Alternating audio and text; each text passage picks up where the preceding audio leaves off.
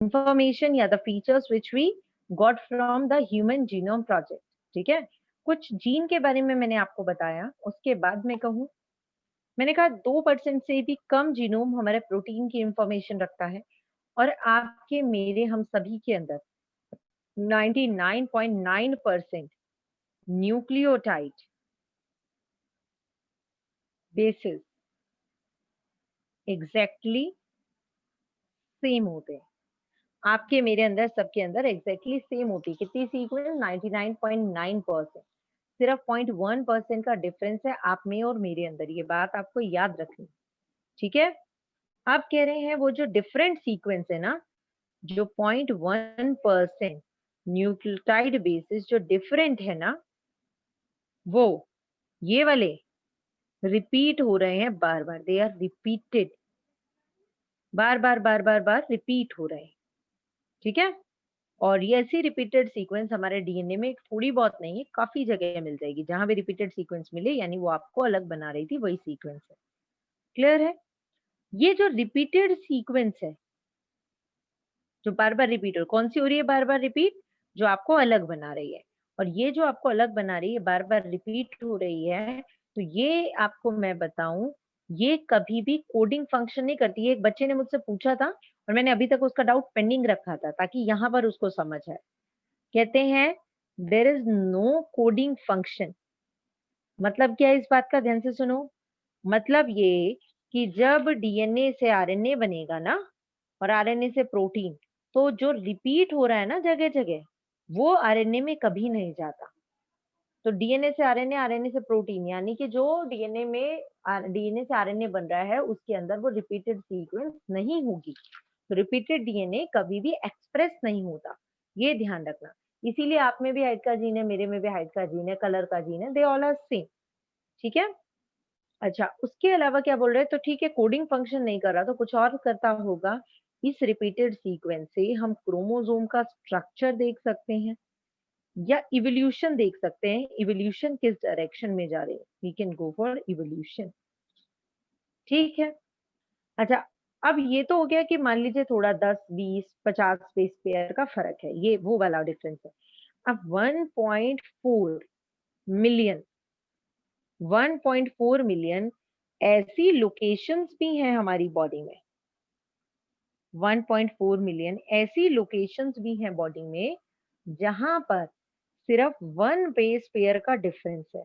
मतलब आप में मेरे में सिर्फ एक बेस पेयर का डिफरेंस है। मान लो मेरे में वहां टी आ गया, आपके में वहां जी आ गया, तो ऐसी 1.4 मिलियन लोकेशन है जहाँ सिर्फ एक बेस पेयर का डिफरेंस है। इसको एसएनपीज कहते हैं, सिंगल न्यूक्लियोटाइड पॉलीमॉर्फिज्म, यानी सिर्फ एक न्यूक्लियोटाइड में वेरिएशन आ रहा है, इसीलिए हम उसे कहते हैं सिंगल न्यूक्लियोटाइड पॉलीमॉर्फिज्म। फिर इसका क्या रोल है? ये एक ही पॉइंट है। इसका क्या रोल है? इससे ना हम डिसीज एसोसिएटेड सीक्वेंस पता लगा सकते हैं।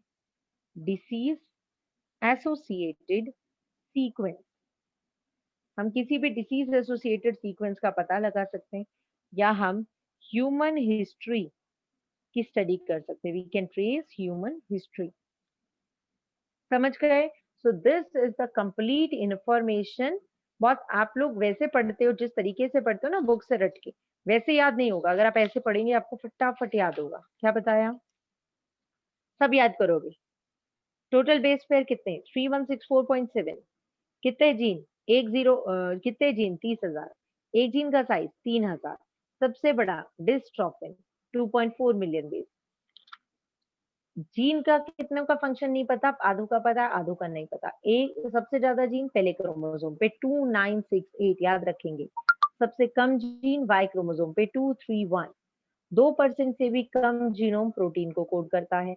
हम सभी के अंदर 99.9% सीक्वेंस सेम, 0.1% अलग। जो 0.1% अलग है वो बार बार रिपीटेड है और अच्छा खासा पार्ट बना रही है डीएनए का। इसका कोई कोडिंग फंक्शन नहीं है, बट क्रोमोसोम के स्ट्रक्चर और रिवोल्यूशन पे इफेक्ट डालती है, उसके बारे में दिखाती है। 1.4 मिलियन ऐसी लोकेशंस भी है जहाँ सिर्फ एक बेस पेयर का डिफरेंस होता है, उसको हम सिंगल न्यूक्लियोटाइड पॉलीमॉर्फिज्म कहते हैं। ये सीक्वेंसेस हमें डिसीज एसोसिएटेड सीक्वेंसेस और ह्यूमन हिस्ट्री को ट्रेस करने में हेल्प करती है। ओके? तो नेक्स्ट क्या आता है इस टॉपिक के अंदर? नेक्स्ट आता है एप्लीकेशंस एंड फ्यूचर चैलेंजेस। तो क्या फायदा हुआ इसको करके, या फ्यूचर में और हमारे पास क्या अभी रहता है करने के लिए? ठीक है, तो सबसे पहले तो जीन जो है, जीन की स्टडी करो। 50% जीन का काम अभी भी नहीं पता ना, सारे जीन की स्टडी करो और देखो डिसीज एसोसिएटेड सीक्वेंसेस ढूंढो भाई, कौन सी सीक्वेंस होने पे बीमारी हो रही है, उस सीक्वेंस को ढूंढो, इलाज करो उसका। ठीक है, कैंसर करने वाली सीक्वेंस देखो, कैंसरस जीन देखो, कैसा डीएनए में चेंज आ रहा है कि कैंसर हो रहा है, कितने लोग हैं जो कैंसर की वजह से जिनकी डेथ हुई है। So we need to study on that कि कौन सी सीक्वेंस है जो कैंसर के लिए रिस्पॉन्सिबल है। ठीक है, उसके बाद नेक्स्ट नेक्स्ट हमें ड्रग डिजाइनिंग में हेल्प करती है। ड्रग डिजाइनिंग मतलब बीमारी के हिसाब से, हम बीमारी को ज्यादा अच्छे से समझ पाएंगे तो हम उसके हिसाब से दवाई बना पाएंगे, उसका असर देख पाएंगे। ठीक है, जीन और प्रोटीन का कनेक्शन समझो, जीन प्रोटीन का कनेक्शन समझो, स्टडी करो टिश्यू की स्टडी करने में हेल्प करेगा। ठीक है, और ह्यूमन की बाकी बातें पता लगेगी तो हम और जगह उसको यूज कर पाएंगे। This are the applications of future challenges related with this. अब आपको पता है ह्यूमन के अलावा और भी कुछ ऐसे हैं जिनको सीक्वेंस किया गया था। तो ये एक इंपॉर्टेंट क्वेश्चन है, आपसे पूछा जा सकता है, non human models to be sequenced, human के अलावा और किस किस की सीक्वेंस की गई है? तो भाई बैक्टीरिया की सीक्वेंस की गई है, ईस्ट की सीक्वेंस की गई है,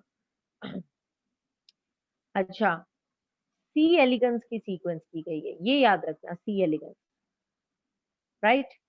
ड्रोसोफिला यानी फ्रूट फ्लाई की सीक्वेंस की गई है। अगर आपको पूछे ना कोई वॉर्म बताओ जिसकी सीक्वेंस, तो सी एलिगन्स। और प्लांट राइस, एंड एक प्लांट है जिसका नाम है अरेबिडोप्सिस, इसकी सीक्वेंस की गई। आपको जो ज्यादा पूछ सकते हैं, या तो सी एलिगन पूछे जाएगा, नीमाटोडा कौन है जिसकी सीक्वेंस की गई, या फिर प्लांट पूछे जाएंगे, rice and Arabidopsis. Okay, then आपको क्या देखने की जरूरत है? देन आपको, भाई ये सब पॉसिबल हो पाया जब बायो इन्फॉर्मेटिक्स टेक्निक हमने यूज की। बायो इन्फॉर्मेटिक्स, बायोलॉजी, इंफॉर्मेटिक्स हम आईटी को बोलते हैं ना, इंफॉर्मेशन टेक्नोलॉजी यानी कंप्यूटर।